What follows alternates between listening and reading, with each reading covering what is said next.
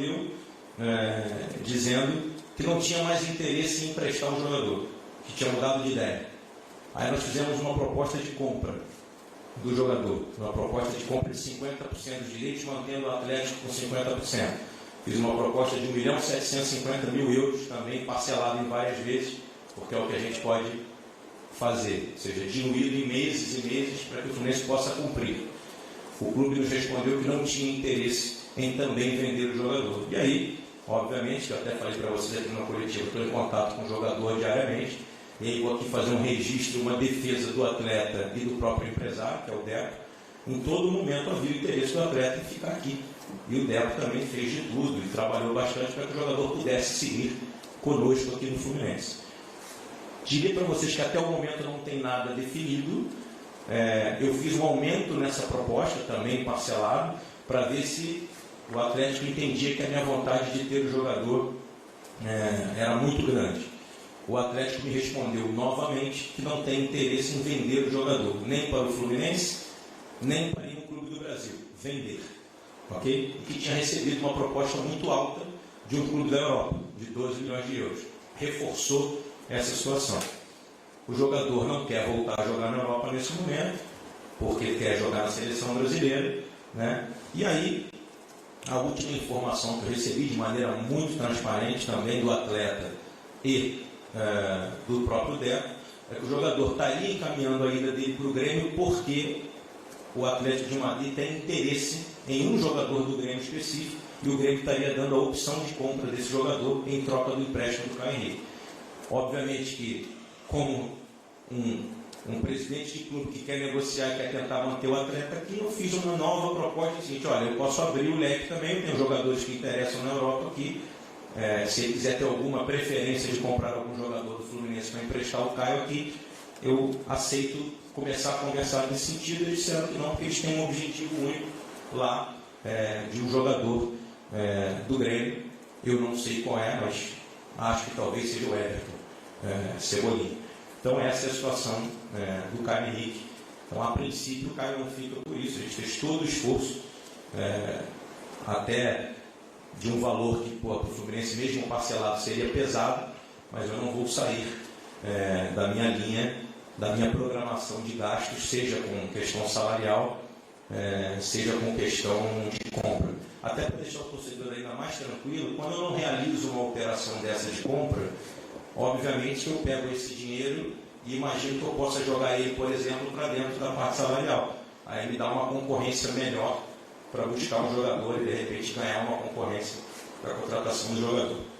No caso do Alan. Não, olha só. Eu disse ao Caio que se houver alguma reviravolta, o Fluminense no Brasil continua sendo o clube que gostaria de contar com ele. E ele me respondeu: presidente, se mudar alguma coisa, se o Grêmio e o Atlético não se acertarem, eu volto a conversar com o Atlético. Mas me parece que é um clube com bastante duro na negociação, mas que diria que hoje, nesse momento, a gente, a não ser que haja uma reviravolta lá, a gente estaria dando por encerrado. Mas, se não fechar lá, ele sabe, a gente se falou, inclusive, que eu contei. A gente se fala, e por isso que eu fiz questão aqui de dizer que o atleta tinha todo o interesse em ficar, mas ele não tem nenhum poder nesse momento. A outra opção é que dizer que ele volta, né? E acho que ele não quer voltar para lá. No caso do Alan, a situação é semelhante. Em que sentido? O Liverpool disse sim para nós que tinha interesse em vender. Eu fiz uma proposta também por 50%. O Liverpool me respondeu dizendo que só tinha interesse em vender 90%, ficar com 10%.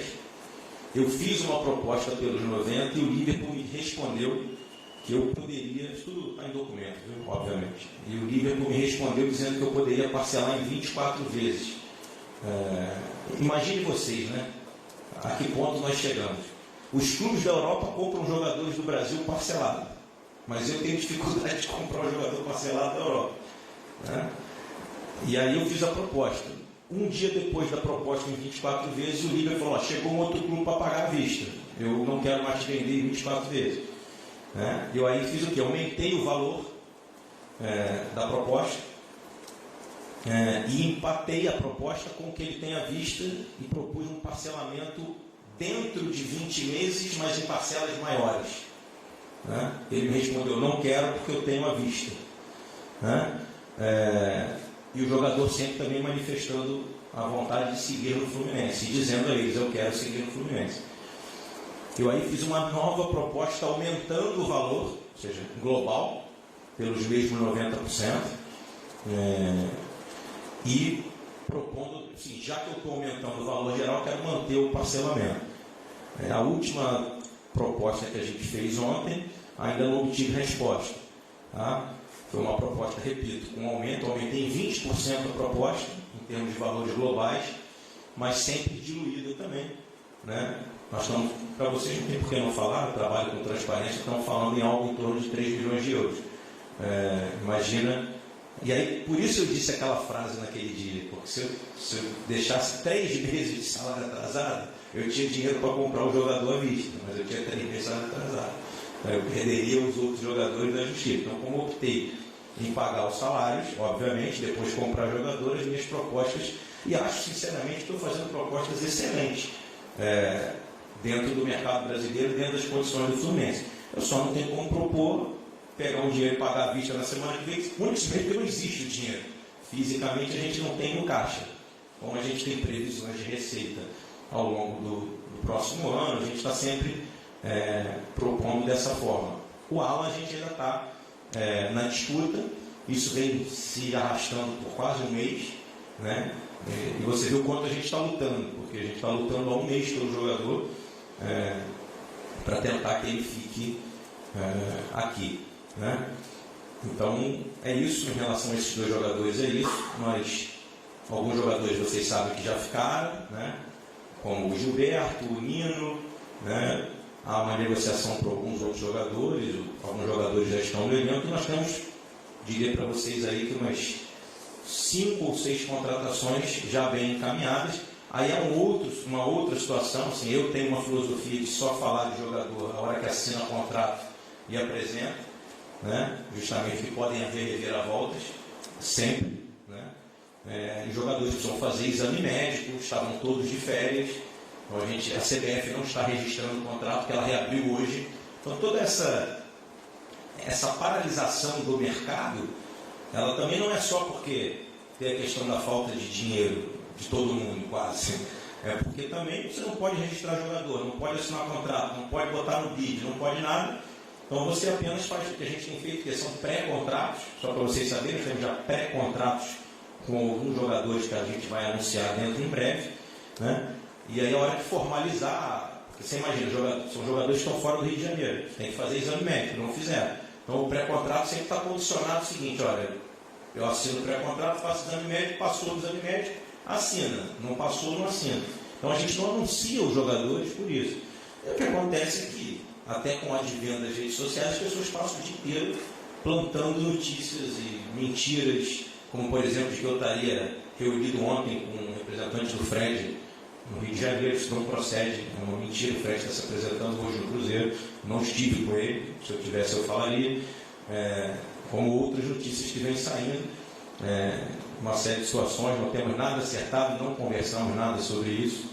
Já repeti aqui 300 vezes, é óbvio que tem interesse em vir repatriar o Fred, todo mundo sabe disso, só que eu não trabalho com especulação nem com mentira, eu trabalho com a verdade. Eu acho que é essa credibilidade que faz que as pessoas acreditem na gente e no trabalho que a gente está tentando fazer aqui. Então, assim, estamos buscando sim, que as pessoas sempre perguntam, jogadores do mercado sul-americano, tem boas coisas encaminhadas também.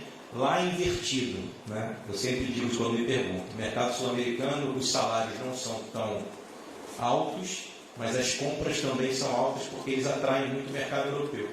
Então, como o mercado europeu compra muito jogador na América do Sul, o valor das compras acaba aumentando e a gente sempre tem que concorrer, e sigo fazendo as minhas propostas dentro daquilo que o Fluminense poderá arcar com enorme dificuldade em razão da situação que a gente encontrou aqui. Mas eu posso garantir à nossa torcida e a todos vocês que nós vamos ter um time muito competitivo, muito bom, dentro da nossa realidade, mas nós vamos ter um time excelente, pode ter certeza disso. Mário, boa tarde.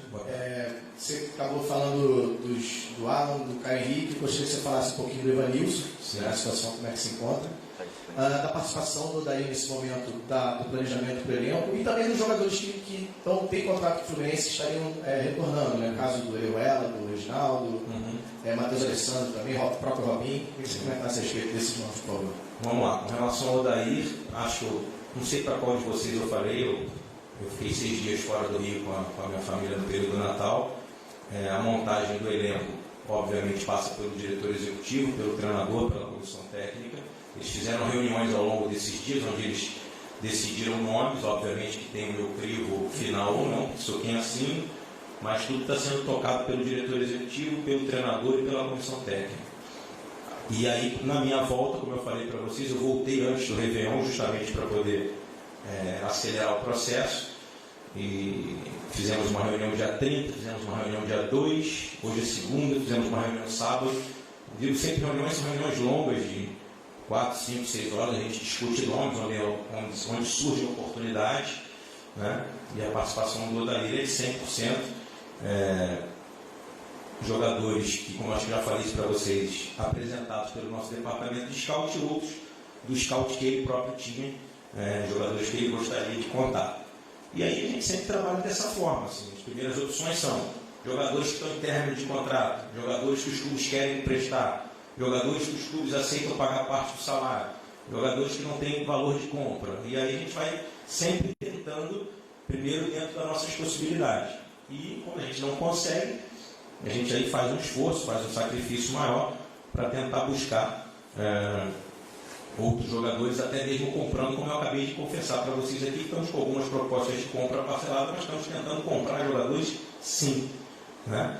Com relação ao Evanilson, temos uma reunião hoje, final do dia, continuamos com possibilidade de contar com o jogador, ainda em negociação, diante da situação que eu encontrei, jogador com o contrato terminando, não quis renovar no final da temporada, quis esperar o contrato chegar ao final para negociar. Já falei sobre especificamente a operação que está sendo feita. Sobre os jogadores que estão em retorno, o Robinho, há uma proposta para ele ir para um outro clube, mas tudo isso que está tocando é o diretor executivo. O Reginaldo também há uma proposta para ele. Você me perguntou sobre o Orejuela. O Orejuela é um jogador que a gente queria muito contar com ele. O treinador gosta demais do jogador. Só que, acho que até saiu na imprensa, o jogador manifestou que não tem interesse em voltar ao Brasil, né? Não tem interesse em voltar para o Fluminense. Obviamente que a gente podia ter exercido o nosso direito de mandar ele se representar no dia 8, mas eu não quero jogador que não quer jogar aqui. E aí, diante disso, a gente recebeu uma proposta de um clube do México, tá? Estamos avaliando, negociando, mas há uma possibilidade que ele seja vendido para um clube do México por 60% que a gente tem, num valor que a gente acha bastante interessante, também parcelado. A proposta é em parcelas, também não é à vista, porque todo mundo compra parcelado. Então a tendência é que ele seja vendido realmente. Se a operação não se concretizar, ele vai ter que voltar, porque é jogador do Fluminense. Mas a tendência é que se concretize. Mário, boa temporada. Obrigado. Já senti que as entradas vão aumentar. Elas já existem desde os 16 anos, está começando a ficar branco. Mas esse ano, que você falou, ficamos preocupados aí com esse teu breve relato. Duas perguntinhas rápidas. A primeira, em termos dessas dificuldades que o Fluminense terá ao longo da temporada, a adequação que os clubes estão tentando fazer, não é só o Fluminense, todos estão tentando fazer. O Carlos Augusto Montenegro ontem deu uma declaração no microfone da Tupi exclusivo, dizendo que é a favor da criação de uma liga, porque os clubes estão em processo de falência e que a CBF deveria se preocupar apenas em formar a seleção em toda a sua existência, da base até a principal, e esquecer os clubes. E chegou a lembrar o Clube dos 13, dizendo que seria favorável a um novo movimento dos clubes para que eles não sofram qualquer tipo de falência e que alguns clubes estariam sendo procurados. O Fluminense foi procurado. Você tem conhecimento dessa informação? É a favor dessa informação? Uma segunda rapidinho. Em relação a dois jogadores, Nenê e Ganso, Houve alguma conversa para que haja uma adequação de salários, porque a gente sabe que os salários são altos, enfim, ou não procede isso? Não. Vou começar pelo final, então. Em relação a Nenê e Ganso, não houve nenhuma conversa para isso, até dentro do mesmo contrato, pelo princípio da redutibilidade salarial previsto na consolidação das leis do trabalho. O que poderia acontecer era rescindir, fazer um novo contrato, mas mesmo assim é bastante discutível no seu trabalho essa questão. Óbvio que o jogador tem o poder de querer fazer um novo contrato e reduzir, sim, mas não houve essa conversa, até porque as pessoas falam desses dois jogadores, desses dois salários, como se eles estivessem fora da realidade do Fluminense. Não estão. Tá? Eu diria para você que o salário dos dois jogadores juntos não é nem 20% da nossa folha. Como eu vejo outros clubes aí, tem jogadores que custam 50% da folha, 40% da folha. Os dois juntos não custam isso, com encargos. Então, não sei por que se fala tanto do salário desses dois jogadores. São dois jogadores de meio de campo que eu posso afirmar a você que ganham, em média, metade do que ganha a maioria dos laterais dos clubes grandes do futebol brasileiro. Só para você entender a discussão de salário que eu estou falando. Tá? A gente foi buscar o jogador de um lateral aí que ganha 2 vezes o que ganha o Ganso. Então, as pessoas acham que o salário do Ganso dele é estratosférico, mas não é. Está bem dentro da nossa realidade e da realidade do futebol brasileiro. Com relação ao que o Montenegro falou, existe um movimento de uma associação, não de uma liga. Primeiro, até onde eu sei, você me perguntou para mim, até onde eu sei, existe um movimento de uma associação, de montar uma associação de clubes para discutir os direitos comerciais dos clubes, cotas de TV, direitos internacionais de televisionamento. Há esse primeiro movimento, e que eu não vi, por exemplo, até o momento também, nenhuma manifestação contrária por parte da CBF. Ou seja, vocês podem se reunir para discutir. E aí, o que acontece no futebol brasileiro? Existe, normalmente, não por maldade, mas existe uma falta de unidade, porque os presidentes trocam nos clubes, né? Você começa uma discussão com uma gestão, troca para outra. E alguns presidentes, por exemplo, de clubes acham que o campeonato pode continuar sendo administrado pela CBF, a gente pode ter associação de clubes para discutir os direitos comerciais. Outros já acham que tem que ter uma liga e a CBF só tocar a seleção brasileira. Esse debate não é embrionário. O que era o Clube dos 13? O Clube dos 13 era quem discutia os direitos comerciais em bloco. Enquanto você discute em bloco e não individualmente, os clubes de menos força financeira acabam tendo uma vantagem, porque você discute em bloco, vai junto com quem tem mais força naquele momento. Se você vai discutir individualmente, você já encontra um pouco mais de dificuldade. Então existe sim esse debate. Eu jamais me colocaria contra algo que para melhorar os clubes, jamais, né? Mas acho que é uma discussão ainda embrionária, porque ainda há muito. A gente tem debatido, inclusive a própria CBF tem aberto para nós. Não sei se vocês sabem, existe uma coisa chamada Conselho Nacional de Clubes lá, que hoje é até presidido pelo Campeiro, presidente do Vasco. A gente utiliza, inclusive, a própria sede da CBF, muitas vezes para fazer essas reuniões sem a participação da CBF. Tá? Onde a gente discute a associação de clubes, essas coisas lá. A CBF tem aberto as portas para isso. Então, eu acho que a própria CBF tem a visão de que o campeonato, do jeito que está, com a divisão de cotas do jeito que é hoje, o campeonato vai ficar cada dia menos atrativo. Você vai ter um pequeno bloquinho ali e um blocão embaixo saindo do tapa, por questões financeiras, porque você não consegue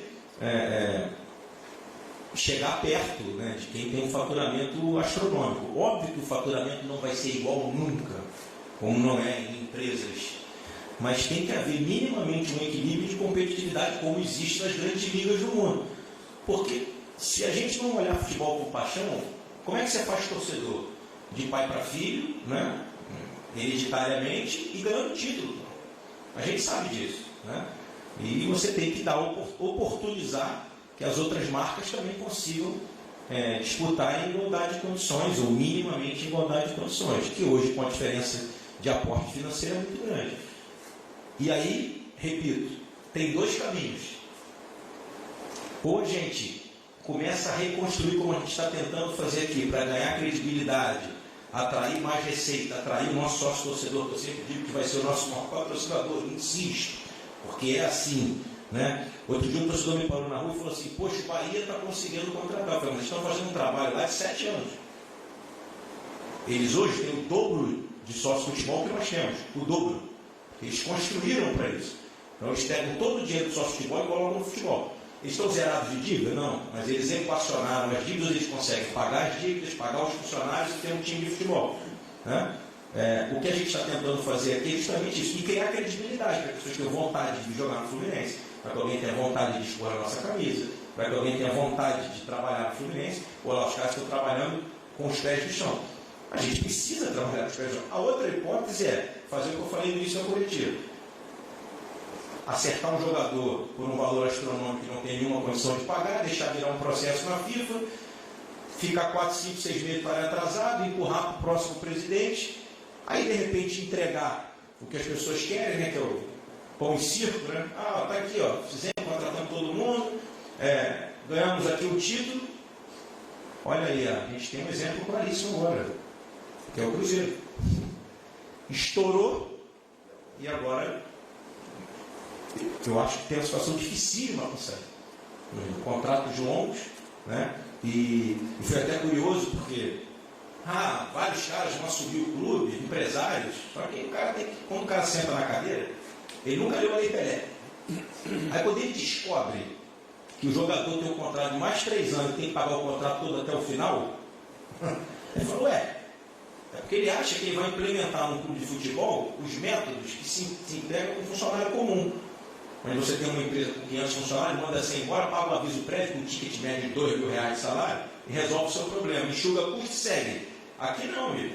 Aqui você tem que contratar os caras que ganham 300, 400 mil por mês e continuar pagando o que saiu. Que a lei diz que tem que pagar tudo até o final. Que é uma das minhas grandes lutas de minimizar essa cláusula de saída. Porque se o jogador dá errado, você continua pagando ele para jogar no clube com o irmão. O que acontece? Eu falo isso para você, eu fui vice-presidente de futebol aqui e estou dizendo, o Fluminense presta jogador e paga salário pedaço do outro clube, todos fazem. Porque é assim que funciona. Porque a lei diz que se você mandar embora, como fizeram aqui no ano passado, recente mandado pelo WhatsApp, virou uma dívida de 100 milhões. Hoje eu tenho as contas bloqueadas porque alguém não teve o equilíbrio para chegar para 5 jogadores ou 6 assim, vou te emprestar aqui, vou pagar 20% do seu salário, então vai embora, tchau. Aí virou 100 milhões de reais. Então, quem está sentado aqui na cadeira precisa ter o cuidado de entender que isso aqui não é uma brincadeira. Isso aqui é sério para burro. E apesar de ter cifras altas, a gente tem que ser austero para que o clube tenha perenidade, para que o clube sobreviva. Que é o trabalho que a gente vem fazendo. Como eu falo, é plantar árvore para alguém sentar na sombra no futuro, mas não tem problema nenhum. O legado é esse. E repito, mesmo assim, vocês vão ver que a gente vai conseguir ter um time forte, um time competitivo, mas sem fazer loucura, sem destruir o caixa do clube, sem criar dívidas astronômicas para deixar para o próximo. Né? A gente precisa mudar a cultura do futebol brasileiro. Aqui, presidente, boa tarde. Boa tarde. Eu queria perguntar sobre 2 questões que nas coletivas do ano passado você disse que iam ficar para janeiro desse ano. A primeira é a questão do portal da transparência. Final de janeiro. Janeiro acaba dia 31. Estou cobrando o dia 6. Não, essa questão é uma atualização. E também o... Já está bem adiantado, tá? E também a questão dos novos programas de sócio-torcedor, que também estão sendo lançados agora, se você pudesse falar um pouquinho mais sobre isso. Também. O portal da transparência, para você entender, já foi contratado, já está montado. O problema é que agora tem inserção de dados. Você imagina que a gente tem que inserir dados ali, de números, de funcionários, aquilo vai ser o retrato, o que vocês veem no balanço vai ser ali. A gente vai ter que fazer meio que um balanço mensal. Isso vai dar um trabalho, óbvio, vai ter que ter uma pessoa atualizando esses dados. Mas assim, o porta-aviões está ali já. Agora tem que fazer os aviões levantarem. Mas já está montado e até o final de janeiro você já vai estar vendo mesmo. Assim, não é verdade, vai estar acessando o site. Entendeu? Aí tem uma questão toda de tecnologia, de ajeitar para dentro do site, como é que vai ficar, para não ficar muito pesado, porque sabe como é que é? A gente vai na correria, bota, o sócio entra lá, acessa e não carrega. Vai dizer, botou, mas não dá para ver. Então, assim, tudo isso a gente tem que ter a funcionalidade. E o plano de sócio também. A gente vem desenvolvendo, a gente tem semana que vem uma rodada de reuniões. O porta-aviões também está montado, que eu acho que já falei para vocês aqui, que é o CRM. Nós hoje temos 250 mil tricolores cadastrados. Na hora que estiver pronto, esses 250 mil vão receber as nossas propostas de novos planos de sócio. Tá? Mas a gente está desenvolvendo, porque tem toda uma questão que envolve o marketing, enfim, do encantamento do torcedor, ou seja, da gente poder criar planos interessantes, fazer, usar mais, né? Vou contar uma coisa para vocês, mas nos últimos 2, 3 anos o Fluminense só usou 30% das inserções que tinha para usar na televisão, unicamente por falta de conteúdo, ou seja, não produziu conteúdo. Ele tem lá no contrato que ele pode utilizar X minutos nos intervalos dos jogos, durante a semana, ele usou 30%. Então, assim, obviamente não por incompetência dos profissionais, mas sim por falta de estrutura. Que é uma coisa que eu sempre falo. Uma coisa é corte de custo, a outra é investimento. Marketing, Flu TV, comunicação, tudo isso a gente vai investir mais agora. Por quê? Porque é a maneira que eu falo com o meu torcedor. Então não adianta eu cobrar do meu jornalista, do meu assessor de imprensa interna, que ele produza conteúdo sobre a estrutura de europeu. Toma essa câmera aqui e corre atrás. Não tem nem uma sala para trabalhar. Então a gente tem que estruturar o clube, e todo mundo sabe que nesses primeiros 6 meses a gente atuou em contenção de problemas. Ou seja, pegamos uma nau cheia de água e fomos tentando tirar com os baldes e conseguimos. Agora chegou a hora da gente planejar. Né? Na verdade, em tese, se a eleição tivesse transcorrido estatutariamente pelo que é o normal, eu estaria assumindo o clube hoje. Né? Então a gente tem 3 anos aí para poder reestruturar a instituição. Presidente, boa tarde, tudo bem? Tudo. O senhor poderia falar a respeito de patrocínio Master para o Fluminense nesse ano de 2020? Sim, ainda na mesma situação do ano passado. Algumas empresas procuraram em dezembro, tenho conversas marcadas com algumas para janeiro, inclusive fechei uma conversa hoje, que vou ter até o final da semana, mas no momento todas com valores que eu continuo achando que não são valores que condizem com a marca do Fluminense, com a nossa camisa. E como eu já falei para vocês, eu tenho outros patrocinadores hoje na camisa que não são Master e que estão pagando as propriedades no valor que elas valem. Então, se eu reduzir demais o valor do Master só para dizer que eu tenho Master, eu vou prejudicar quem está me ajudando.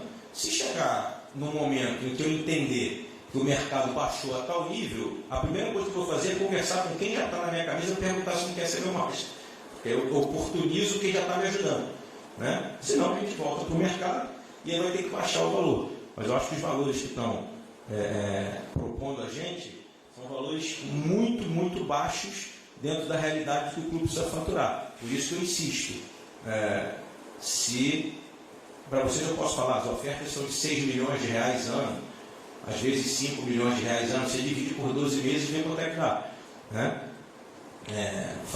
Um valor mensal. Né? Então, assim, o nosso sonho são no mínimo 10 milhões de reais ano, ou 12 milhões de reais ano. Mas é muito alto nesse momento para o que o mercado paga. Tá? Então, se você fizer uma conta básica, se você botar mais 10 mil sócios de futebol, você vai botar muito mais do que isso no caixa do clube mensalmente. Então, eu sigo insistindo que o patrocínio Master é muito mais uma questão de posicionamento de marca, e muito mais uma questão a nossa camisa não tem a marca. Sim, ela pode ter uma marca. Eu quero que ela tenha uma marca, ela vai ter uma marca. Só que ela precisa ter uma marca condizente com o tamanho da marca do Fluminense.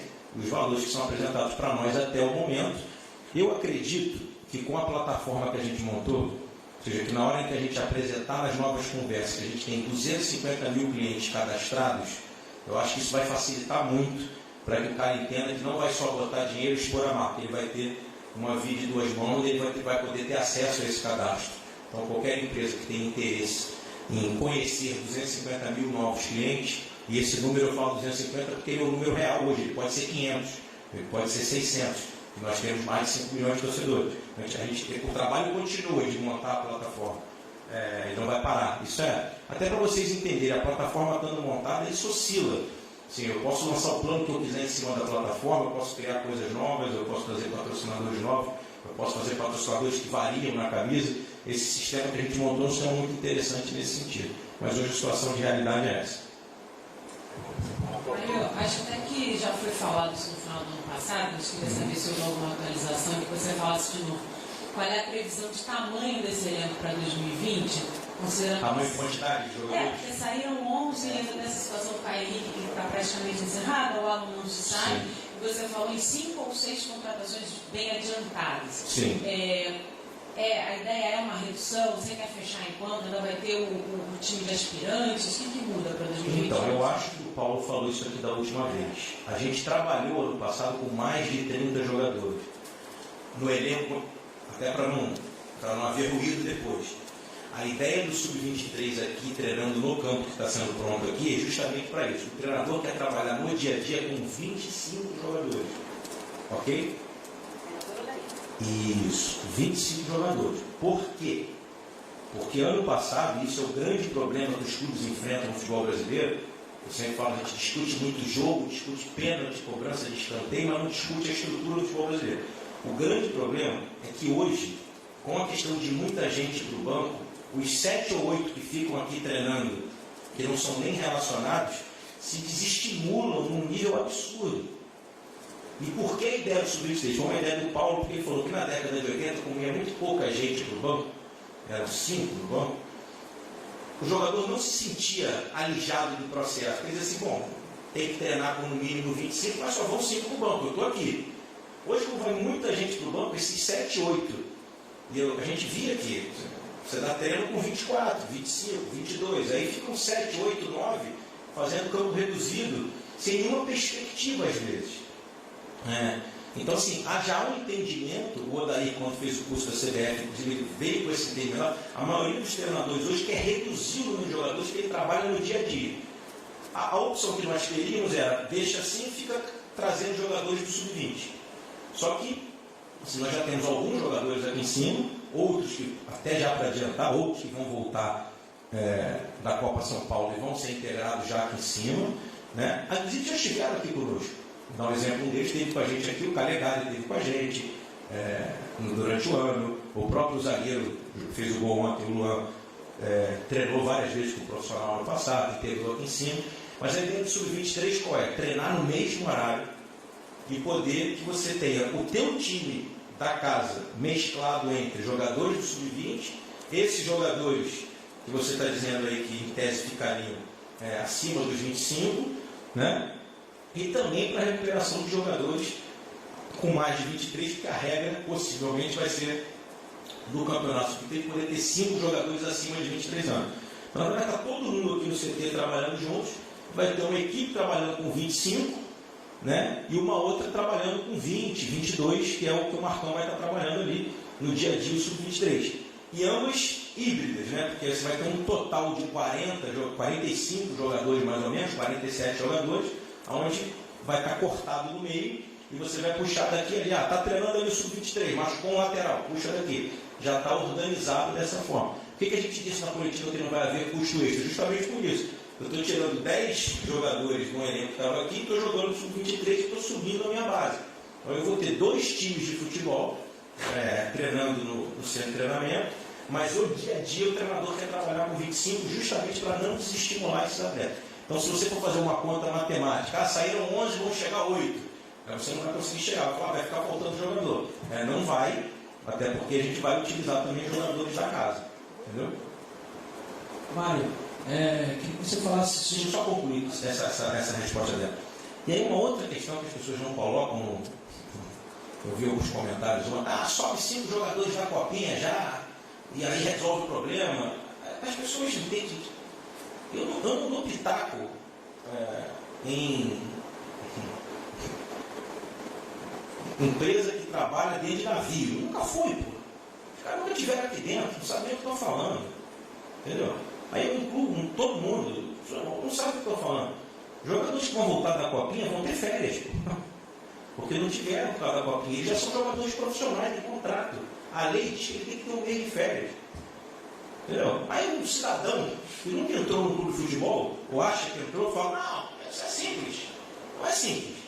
Eu tenho jogadores que vão ser convocados, já tem um jogador que é um zagueiro convocado na seleção peruana, eu não conto com ele, que é o Nino, na representação. Então, quando a gente contrata jogadores, que a gente está buscando outras oportunidades, é porque aqui não tem ninguém responsável, não. A gente acompanha todos os dias e sabe o que está acontecendo. Então, assim, eu acho que você deve saber que o nosso maior rival vai disputar o Campeonato Carioca com o time de meninos dele, porque o treinador, que é o mês de férias, não é preparado. É isso. são 60 dias lá. Aí eu não vejo ninguém criticar. Pô, que absurdo. Então, assim, a gente vai ter 10 dias de treinamento aqui, com um jogador que já está fora da seleção pré-olímpica, com jogadores que vêm de contusão, com jogadores que estão chegando, vão ter que se adaptar, todo mundo de férias, certamente todo mundo sem treino, né? E aí, além de tudo, se o Fluminense for a final da Copinha, que a gente quer muito, que vá e seja campeão, eu tenho mais um mês sem esses jogadores. Os jogadores têm que tirar férias. Entende? Então não é assim. Ah, vai lá, puxa 5. Aí vem aqui, acho o seu trabalho e notifica. Como é que o cara não tira férias? Mesmo sendo menino, ele é um profissional de futebol. Assinou o primeiro contrato com 16 anos. E outra coisa, é um time super jovem. O time que está jogando a Copinha é um time super jovem ainda com jogadores que precisam de muita maturação. Então a gente vai... alguns já vieram, já voltaram, outros vieram e ficaram, como é o caso do Miguel, por exemplo, que já está aqui, né, como foi o caso do João Pedro, do Marcos Paulo, e a gente vai trabalhar com no mínimo 30 jogadores, 30% de jogadores da casa, que é inclusive um projeto meu de gestão, quando eu digo isso, englobando também o Sub-23. Se você for colocar o Sub-23, vai dar mais do que 30%. Mas a tendência é que a gente trabalhe sempre em média com 20% a 30% dos jogadores da casa no elenco profissional. Desculpa, João.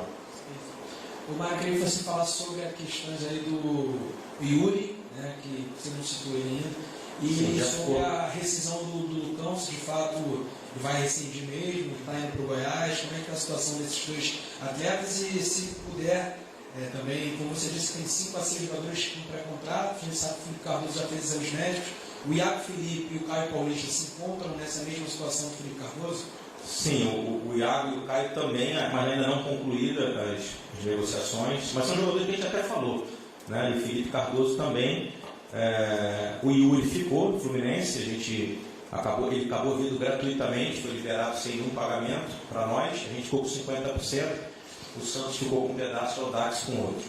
Tá? Foi um jogador que veio sem custo, só pelo salário, mas passa a ser jogador do Fluminense em definitivo e sem custo de aquisição.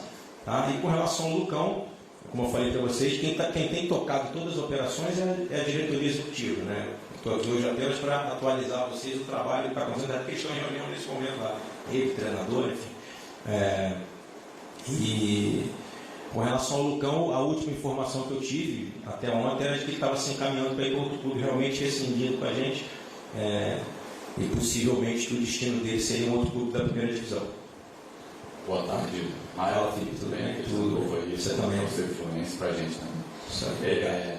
Sobre a Umbro, se já está tudo andando certinho, se a previsão é exata de datas, e se você poderia abrir algum detalhe, quais vantagens com relação aos contratos anteriores do Fluminense, e outro sobre o Wellington Silva, que o Odair trabalhou com ele no Inter, um jogador que eu gosto de pertence ao Fluminense, né, mas estaria fechado até o fim de contrato, se há alguma possibilidade de ele voltar.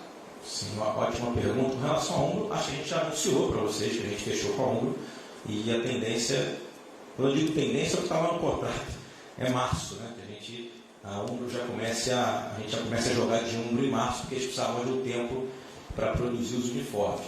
A grande vantagem de assinar com a Umbro, além de ser uma grande marca, né, uma marca de ótima qualidade, uma grande marca internacional, é que a Umbro tem uma capacidade de distribuição muito boa. Eu acho que já falei isso para vocês aqui. E o que eu senti que o nosso torcedor, até mesmo em campanha, o que mais reclamava com relação ao material esportivo não era nem qualidade e nem a beleza, até porque para fazer uma camisa do Fluminense que não seja bonita é difícil, né? Porque a nossa camisa é a camisa mais bonita do mundo. Então, para o cara errar, tem que querer caprichar muito. Então, nunca ninguém reclamou sobre beleza e nem sobre a qualidade do material, até porque a qualidade de hoje ela é todo muito parecida, assim, é tudo muito parecido. O que eu sempre ouvi de reclamação é distribuição. Presidente, porra, na época eu era candidato, né, agora como presidente, a camisa não chega, eu quero comprar camisa no Espírito Santo, não consigo, eu quero comprar camisa em São Paulo, não consigo. Meu pai mora na Paraíba, por exemplo, é tricolor, tentou comprar a camisa do Fluminense lá várias vezes, não consegue, o material não chega, né, e não chega nem no Rio de Janeiro. Né? Então, a Umbro tem uma capacidade de distribuição muito boa. Como a gente tem o nosso projeto de loja, das lojas próprias do Fluminense, e ele está em expansão, né? A gente já tem algumas outras lojas que foram abertas esse ano. Nós temos um projeto grande de expansão das lojas. A Umbro se mostrou muito parceira nessa questão de expandir as nossas lojas e fazer com que o nosso material chegue mais rápido ao nosso torcedor, né, e com grande variedade, que também é uma grande reclamação. Daí em diante a gente tem que esperar o início do trabalho para ver como é que vai funcionar, mas a gente tem muita certeza de que vai dar tudo certo, porque o Grêmio está muito satisfeito, os outros clubes que a gente consultou, outros clubes estão muito satisfeitos com o trabalho na Umbro, então acho que a gente agora a gente já vai acertar. A outra pergunta, o Wellington Silva. Primeiramente, para explicar também aos torcedores, o Wellington Silva é realmente jogador do Fluminense, mas o que foi deixado aqui é um contrato de empréstimo até o final do contrato com o Fluminense. Só para vocês entenderem. O contrato dele com o Fluminense Federativo terminaria em julho de 20 e ele foi emprestado até julho de 20. Portanto, ele é jogador do Fluminense, mas não é jogador do Fluminense, porque acabando o empréstimo lá, acaba o vínculo definitivo conosco. Então, dependeria muito de uma liberação do Internacional e dele se resolver com o Internacional para poder voltar, né? É um jogador que agrada demais o treinador, porque eles trabalharam juntos lá. É um jogador que agrada demais a nós no Fluminense, que é um jogador feito na casa, um jogador que às vezes esteve por aqui, teve um excelente rendimento. E as informações que nós temos é que o jogador teria muita vontade de retornar ao Fluminense, gostaria de voltar ao clube onde ele nasceu, ou seja, ele foi criado, e a cidade, né, onde ele gosta de morar, enfim, toda essa situação. Sendo mais transparente ainda, a gente já manifestou também ao jogador que se ele tiver interesse em voltar, a gente teria interesse em repatriá-lo. Mas sem ele resolver a situação dele com o Internacional, a gente não pode avançar, até por questões éticas, porque ele tem vínculo com outro clube, que a gente também tem um excelente relacionamento, e a gente não vai trabalhar dessa forma. Mas existe a possibilidade, sim. Boa tarde, Mário. Boa tarde. Mais uma vez. Você também. Queria te perguntar sobre uma coisa que perguntou muito pra gente, depois que saiu uma notícia que eu acho que você não teve a oportunidade de comentar. Essa é uma notícia que o Fluminense teria sido procurado por empresas a partir desse novo movimento que aconteceu na Câmara dos Clubes e Empresa. Teria sido procurado por investidores e que teriam a oportunidade de também fazer uma migração do Clube Empresa. Você já deu a sua opinião sobre o Clube Empresa nos momentos? Não procede, não foram procurados por ninguém. E queria saber se... Inventaram até que fui para Nova York. Eu queria saber se por acaso o está aberto a receber essas propostas, essas intenções de investidores e discutiria no futuro essa intenção. Investidor a gente está sempre aberto, desde que ele não venha querer arrancar o nosso coração, né? Porque no passado todo mundo que se aproximou quer botar o dinheiro, mas quer a base inteira. E aí, se eu vou receber o dinheiro de alguém e dar em troca a minha base, é o problema que eu sofro hoje. Por falta de receita, eu tenho que vender os jogadores jovens ainda, né, para poder pagar os problemas, né? Você vê que todo mundo vende jogador jovem, até quem tem dinheiro, né? Então, imagina a gente que não tem, precisa vender, né? Tem que vender para ir sair dessa situação. Aí, quanto mais a gente tiver, melhor, mais a gente vai vender por valores melhores e um dia a gente vai demorar a vender porque a gente vai ter outras fontes de receita. Mas, óbvio, que estiver aberto para algum investidor que quiser procurar o Fluminense dentro de taxas de mercado, que a gente possa, obviamente, não prejudicar o clube no futuro, criar uma dívida para o próximo, só para dizer que eu trouxe um investidor, a gente vai estar aberto sempre, e a gente sempre conversa, temos equipe financeira muito boa, que inclusive atua fora do Brasil e conhece muita gente nesse sentido. Com relação ao clube empresa, já manifestei minha opinião, acho que é uma discussão que não é uma discussão simplista, nem simplória, é uma discussão perigosa em vários sentidos. A lei que deve entrar em vigor vai determinar a transformação até o final de 2020. Eu afirmo, os clubes não estão preparados para se transformar em empresa, não estão, ok? E acho que aqueles que se transformarem têm que ter assinados a garantia de que alguém vai entrar e vai botar um caminhão de dinheiro. Porque se transformar e ninguém botar o dinheiro, o imposto vai aumentar, as regras vão modificar e você vai continuar com a dívida do clube anterior. Então, assim, eu sou um estudioso da matéria, participei, inclusive, falo para todo mundo, parece um contrassenso, mas eu participei, inclusive, na elaboração de alguns artigos que ali estão sobre a parte trabalhista, por exemplo. Tive a oportunidade de dar a minha opinião, de escrever alguns esboços para aqueles artigos, enfim. Acho que a lei é válida, em que pese a lei Pelé a dizer claramente que todo mundo pode se transformar em empresa. Está sendo uma nova lei, em cima de uma lei que existe, já pode ser empresa. A questão é que está se criando alguns benefícios que na lei Pelé não tem para o clube fazer essa migração. Tá? Acho sinceramente que lá no futuro vai ter que haver uma extensão do prazo legal. Ou seja, você dizer, você tem que transformar em empresa. Você imagina, nem entrou em vigor ainda, em menos de 12 meses, você fazer uma migração é algo perigosíssimo. Né? Então, eu acho que vai ter que ter uma extensão de prazo. Eu acho que no futuro a lei vai ter que ter alguma coisa que vai dizer, pode ser 2 anos depois, ou pode ser para sempre, pode se transformar em empresa a hora que quiser, que eu acho que é o correto, é o justo, cada um no seu tempo. Né? E acho que antes de qualquer coisa, a gente não pode confundir a palavra empresa com a palavra gestão. Vários clubes no Brasil não são empresas e têm uma ótima gestão. Então, assim, ter gestão é uma coisa, ter empresa é outra. Por isso é que nós estamos implementando no Fluminense regras empresariais. Comitê de compliance, governança corporativa, portal da transparência, tentando minimamente manter as coisas em dia, ter austeridade, manter uma folha condizente com aquilo que a gente pode pagar nesse momento. Isso já é uma cultura para alguém olhar de fora e falar, vou botar dinheiro naquele clube ali. Os caras ali trabalham sério, não vão torrar o meu dinheiro a qualquer preço. Mas o resto, dizer que vai virar chave, ponto final, eu posso garantir a você que assim que a lei entrar em vigor, talvez 15% ou 20% dos clubes de Série A e B do Brasil se transformem imediatamente em empresa. O resto não vai virar. Eu posso garantir isso a você.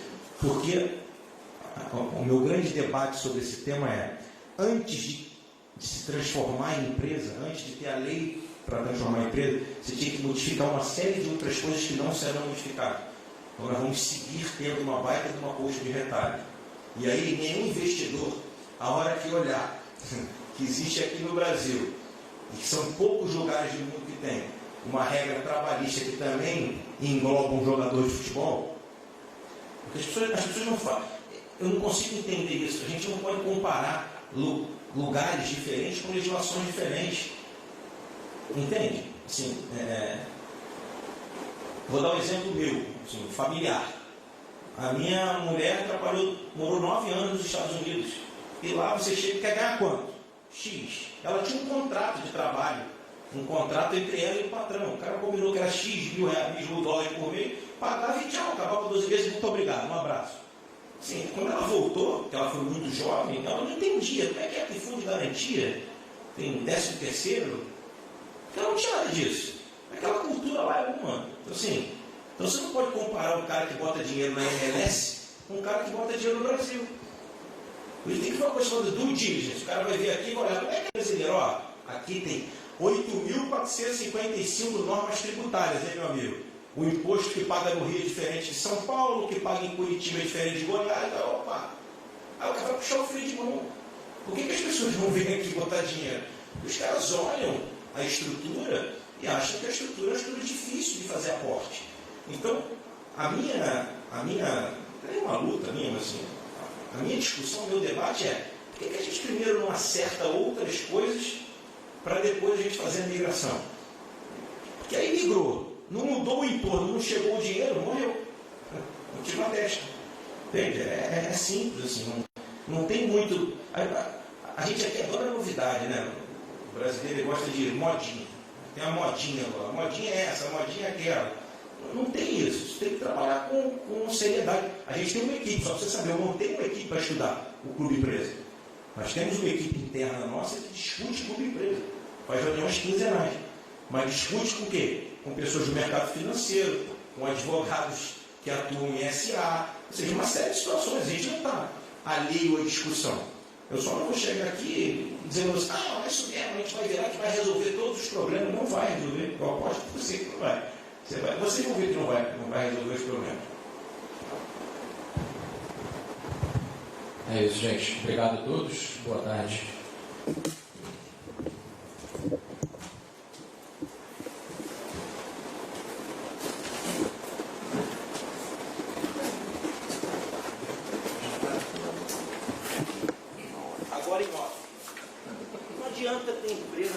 cota de TV, um ganha 400 e outro não ganha. Por isso é que o Montenegro já mudou o discurso. Eu não posso falar isso aqui. Até semana passada a solução do Botafogo era a empresa, agora eles querem a Liga. Porque ele já se ligou.